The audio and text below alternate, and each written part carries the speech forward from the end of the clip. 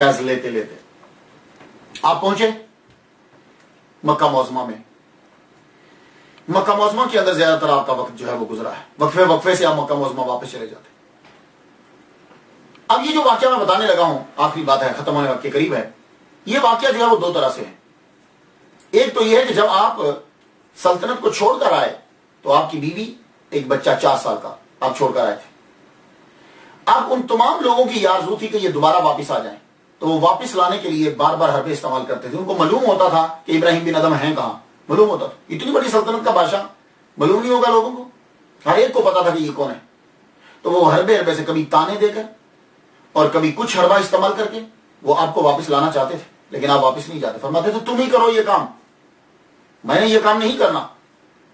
उन्होंने एक बहुत बड़ा हरबा जो है वो इस्तेमाल किया। वो ये एक रिवायत में आपको ये बतला रहा हूं, वो हरबा ये इस्तेमाल किया कि आपके 4 साला बेटे को लेकर वो मक्का मज़मा पहुंच गए। ये अगर इनको छोटी उम्र का माना जाए, यानी 4 साल, 5 साल, 9 साल, 11-12 साल का भी अगर बच्चा मान लिया जाए। अब देखिए, जब आदमी कर रहा होता है तो उसकी इबारत से एक्यूरेट पता नहीं चलता, फिर खुद थिंकिंग करना पड़ती है। अगर 13 साल की उम्र का माना जाए तो ये इब्तदाई मराहिल होंगे। तो 13 साल का जब बच्चा हुआ आपका, तो वो लोग बच्चे को लेकर आ गए, बच्चा और बीवी दोनों लेकर मक्का मज़मा पहुंच गए। तब आप काबे का तवाफ कर रहे थे, काबे का तवाफ कर रहे थे। तो बच्चे को उन्होंने समझाया कि ये तुम्हारे अब्बा हैं, तुम इनके साथ साथ चलना। खुद सामने नहीं हुए। हजरत इब्राहिम बिन अदम तवाफ करते करते ये बच्चा बिल्कुल आगे आ गया, बच्चे पे आपकी नजर पड़ गई। और आपने ये सबसे आपके साथी और आपका असूल ये था, बेरीश लड़के पे नजर नहीं डालनी और औरत को नहीं देखना, खास करके जब मक्का में हो। लेकिन उस बच्चे पे जब नजर पड़ी तो नजर रुक ही गई, नजर रुक ही गई। आपने बच्चे को पकड़ लिया, नीचे बिठाया, तवाफ रुक गया, नीचे बिठा लिया। कहने लगे तुम कौन हो? अब जरा तसव्वुर कीजिए कि जब छोड़कर आए थे तो 4 साल का था, अब जब मिला तो 13 साल का बच्चा। पूछ लिया तू कौन है, तेरे अब्बा का नाम क्या है? तो यूं चेहरे को देख के कहने लगा मेरे अब्बा का नाम इब्राहिम बिन अदम है। अब रो पड़े, पास बैठा के कहने लगे कुरान पढ़ा तूने? हाँ कुरान पढ़ा है मैंने। अच्छा कुछ सुनाओ। अपने बेटे से कुरान सुनने लगे। बेटा कुरान सुना रहा है तो रोते जा रहे हैं, रोते जा रहे हैं।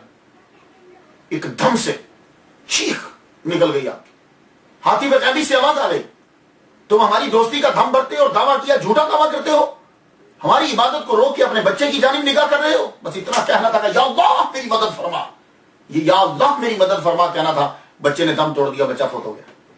खुद अपने हाथों से बच्चे को दफनाया, अपने हाथों से, एक ही बेटे को दफनाया।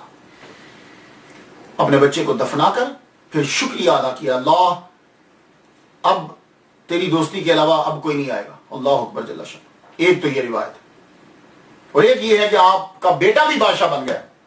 ये वो है कि जब ये फिर आपकी आखिरी उम्र में हो, बेटा भी बादशाह बन गया। बेटा आया, मिला आपसे, लेकिन तब भी आखिरी बात यही है कि वो बेटा आपने कहा या अल्लाह मेरी मदद कर, तो अल्लाह ताला ने बेटे को अपने पास बुला लिया। तब भी यही है। तो दोनों तरह से है, आपका वक्त गुजरता गया और आपने जिहाद में जो है वो हिस्सा लिया।